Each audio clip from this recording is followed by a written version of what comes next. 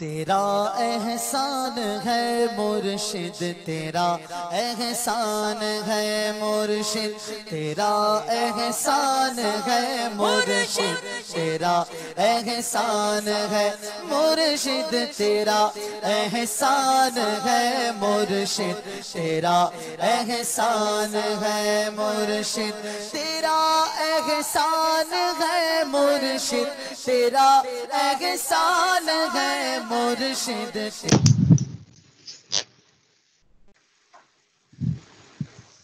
بسم اللہ الرحمن الرحیم۔ السلام علیکم ورحمۃ اللہ وبرکاتہ۔ چہل احادیث میں شمع فریدی مخاطب ہوں۔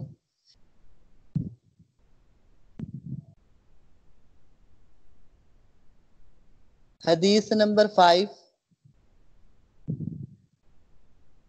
فضائل روزہ۔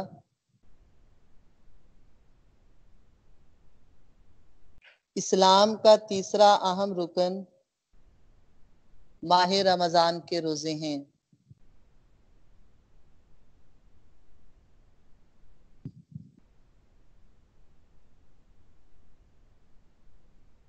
یا ایھا الذین آمنوا کتب علیکم الصیام کما کتب علی الذین من قبلکم لعلکم تتقون۔ اے ایمان والو،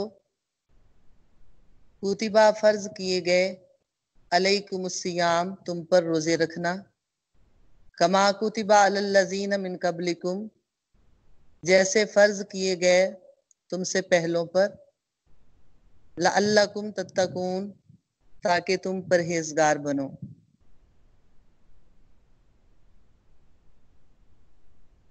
روزے کو صوم کہا جاتا ہے جس کا مطلب رک جانا۔ شریعت کی اصطلاح میں اللہ پاک کی رضا خوشنودی کے لیے نفس کی چاہتوں کو ترک کر دینے کا نام روزہ ہے۔ روزہ نفس پر بھاری ہے،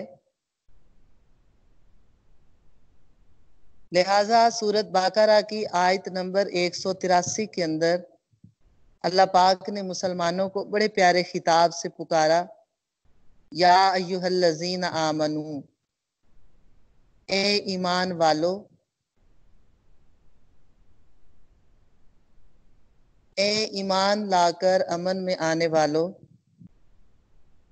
یہ خطاب دے کر ان کی عزت افزائی فرمائی اور ہمت بڑھائی۔ چونکہ روزے کا عبادت ہونا عقل انسانی سے ورا ہے، سمجھ نہیں آتا کہ بھوکا پیاسا رہنا عبادت کیوں ہو گیا۔ اسی لیے اس طرح خطاب کیا گیا، یعنی تم مومن ہو، وفادار امت ہو، کلمے کا اقرار کر کے میرے امن میں، میری حفاظت میں آنے والے ہو۔ تمہاری شان یہ ہے کہ ہمارا ہر حکم مانو، سمجھ میں آئے یا نہ آئے۔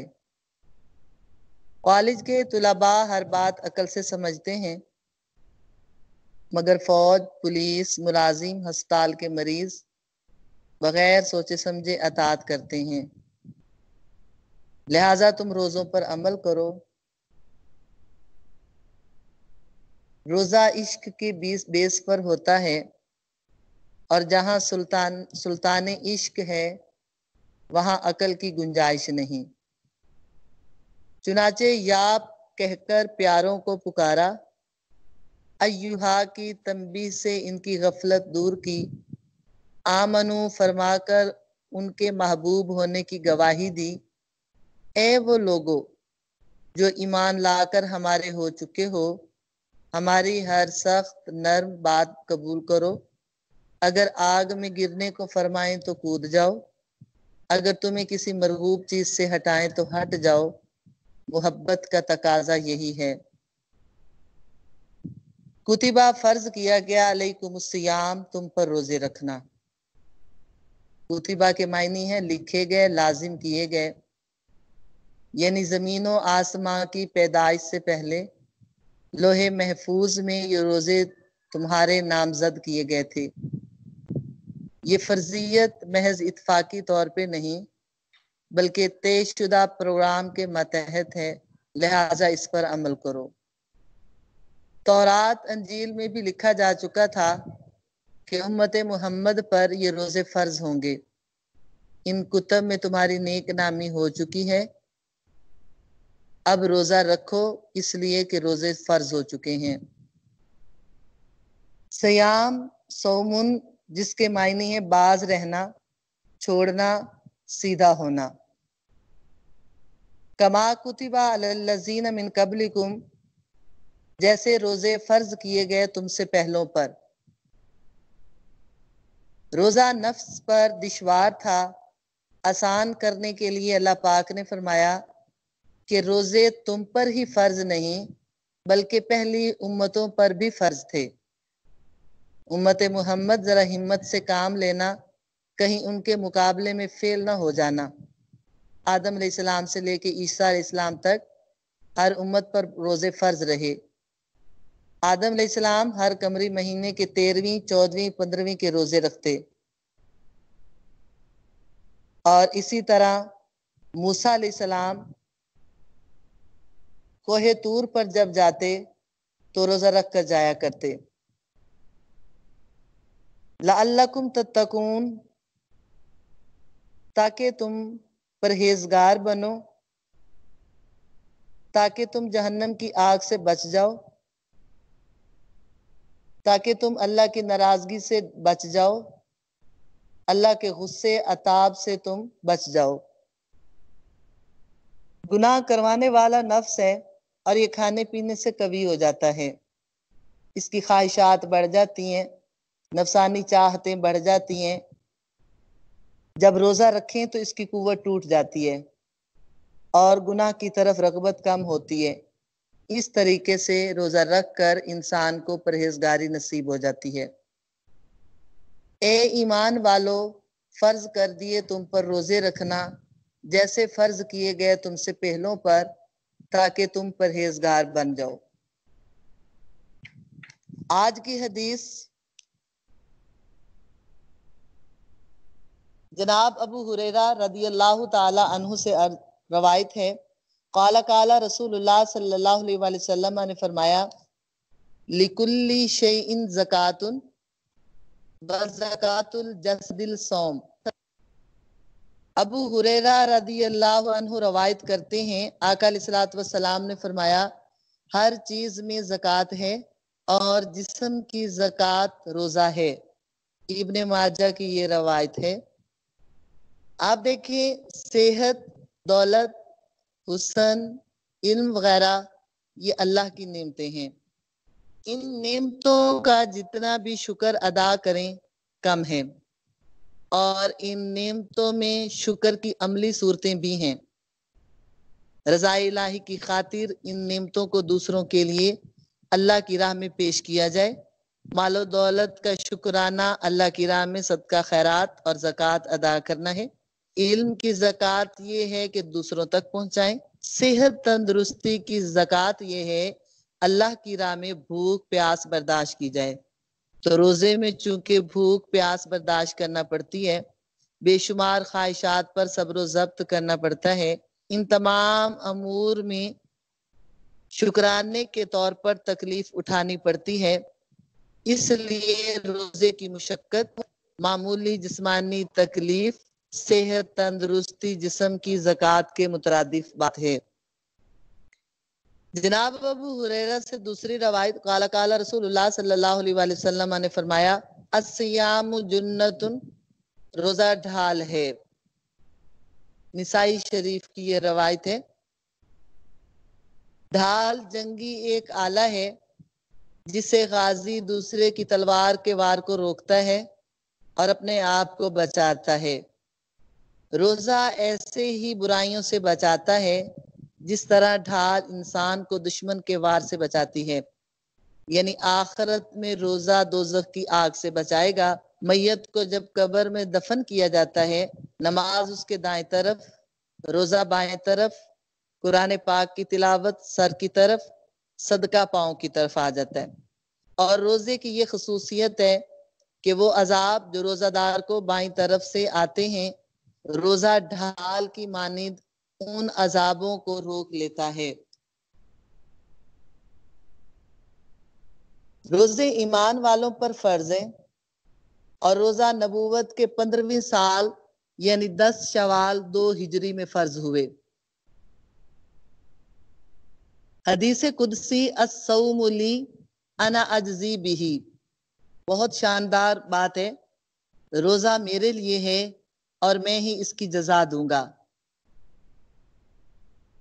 اللہ پاک فرماتا ہے کہ روزہ میرے لیے ہے اور میں اس کی جزا دوں گا، یعنی روزے میں ریاکاری نہیں ہو سکتی، باقی عبادات میں ریاکاری ہو سکتی ہے۔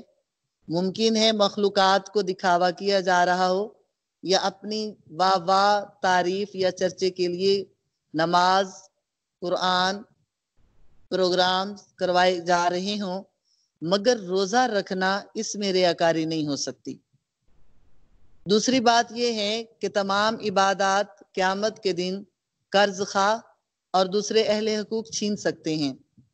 کسی پر ظلم کیا ہے، زیادتی کی ہے، تھپڑ مارا ہے، گالی گلوچ کیا ہے، کسی بھی طرح اس کا حق چھینا ہے، حق مارا ہے، اس کو تکلیف دی ہے، فساد ڈالا ہے، گھر برباد کیا، کچھ بھی، تو اہل حقوق قیامت والے دن اللہ پاک کی بارگاہ میں آ کر حساب کتاب کی جب بات ہوگی تو وہ آئیں گے اور مطالبہ کریں گے، مولا اس نے ہم پر ناحق یہ ظلم کیا، یہ زیادتی کی، یا تھپڑ مارا، ہم غریب تھے، یہ امیر تھے۔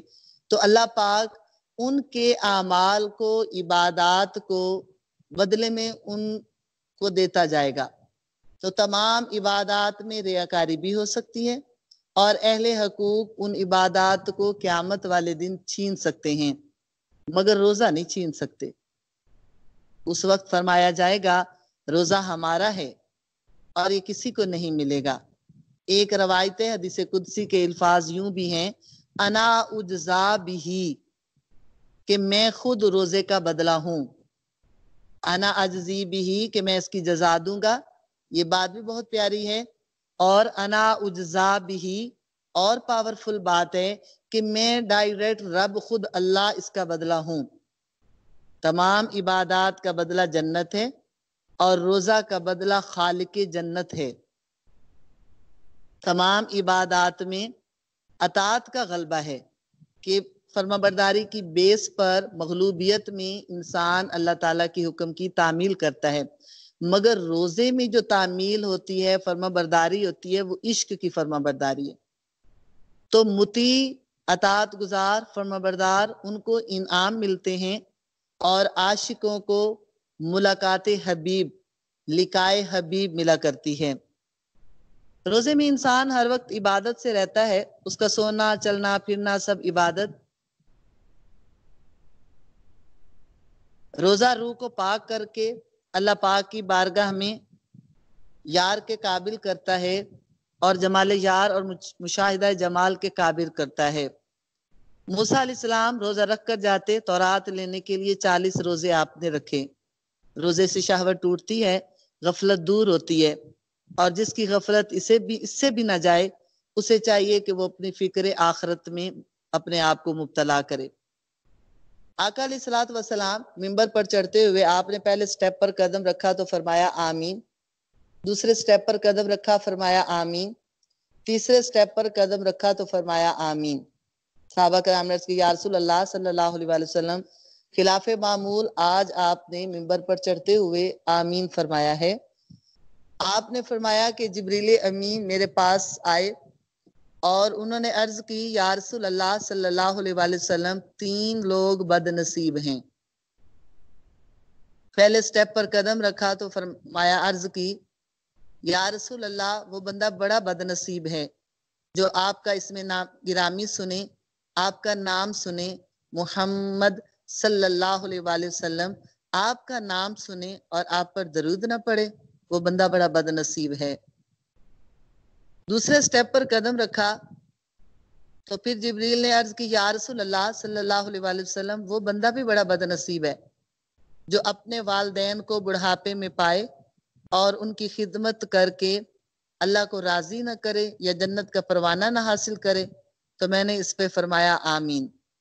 تیسرے سٹیپ پر قدم رکھا، جبریل نے عرض کی یا رسول اللہ، وہ بندہ بھی بڑا بد نصیب ہے جو ماہ رمضان کو پائے اور روزہ رکھ کر جہنم سے آزادی کا پروانہ نہ حاصل کرے یا اللہ کی بارگاہ میں اپنی بخشش نہ کروا سکے۔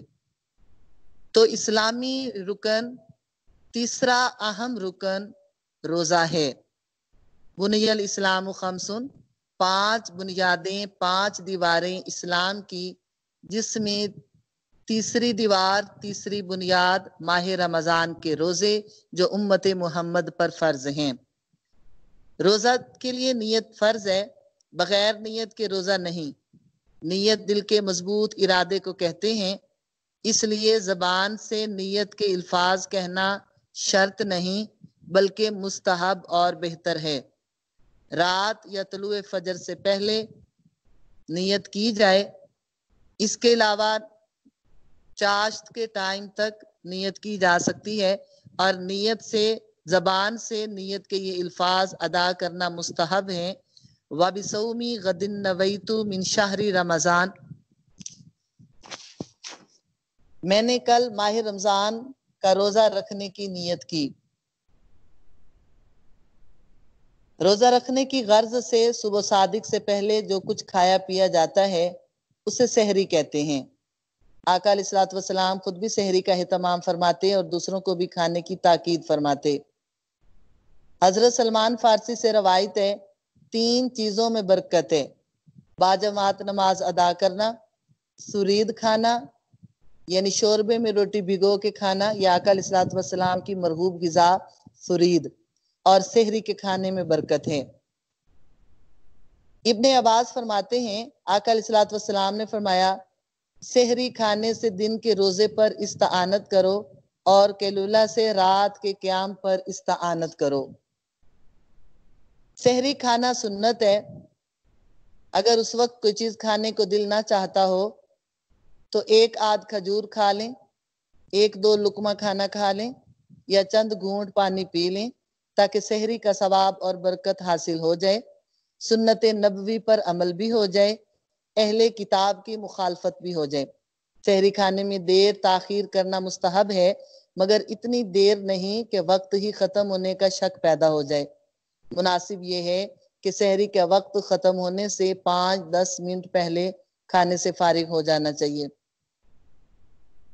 اگر سحری کے وقت غسل کرنے کی حاجت ہو، وقت اتنا باقی ہے کہ اس میں سحری کھائی جا سکتی ہے، تو ایسی صورت میں نماز جیسا پورا وضو کر کے سحری کھانا پینا جائز ہے۔ سحری سے فراغت کے بعد غسل جلدی کرنا چاہیے تاکہ فجر کی نماز بر وقت ادا کی جا سکے۔ افطاری روزہ آفتاب پر، غروب آفتاب پر وہ امور جو روزے کی وجہ سے ترک کیے تھے انہیں دوبارہ کرنے یعنی کھانے پینے کو افطاری کہا جاتا ہے۔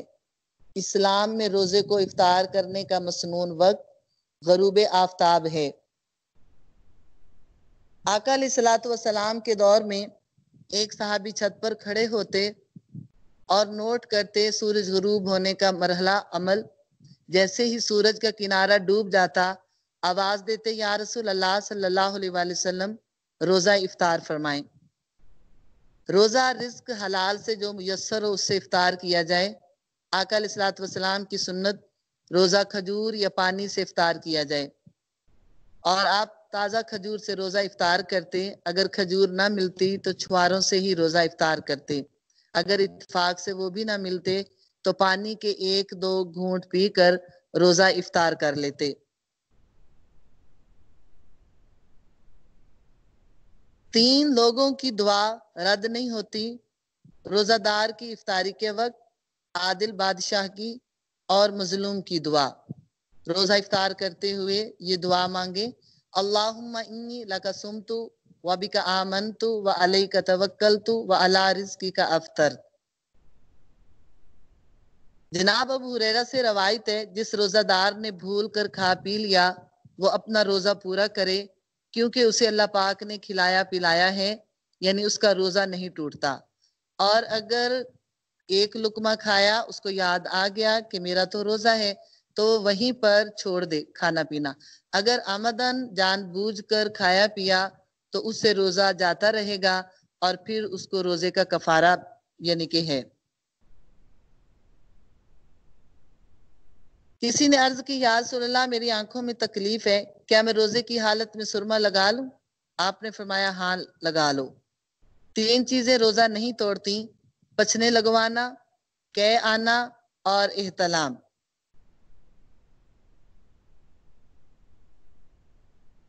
بھول کر کھانے پینے سے روزہ نہیں ٹوٹتا، لیکن اگر جان بوجھ کر کھانے میں مشغول رہا، روزہ ٹوٹ گیا.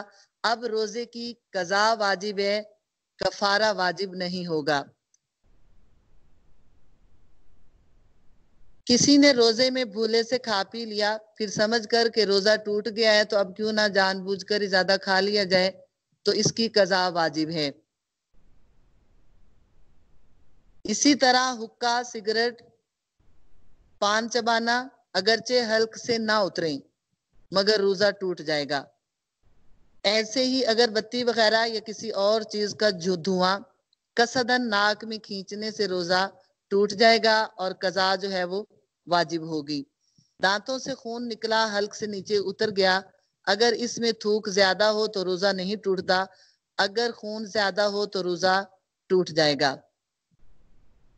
کسی کی آنکھ دیر میں کھلی اور یہ سمجھ کر کہ ابھی سحری کا وقت ہے کچھ کھا پی لیا، پھر معلوم ہوا کہ صبح ہو چکی تھی، تو اس روزے کی قضا رکھنا واجب ہے.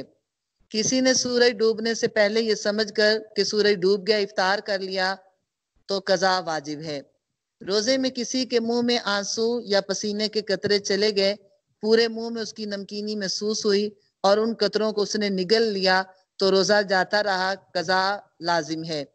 مسواک کرتے ہوئے یعنی مسوڑے وغیرہ سے خون نکلا، روزے میں تھوک کے ساتھ نگل رہا تو روزہ ٹوٹ گیا، قضا واجب ہے.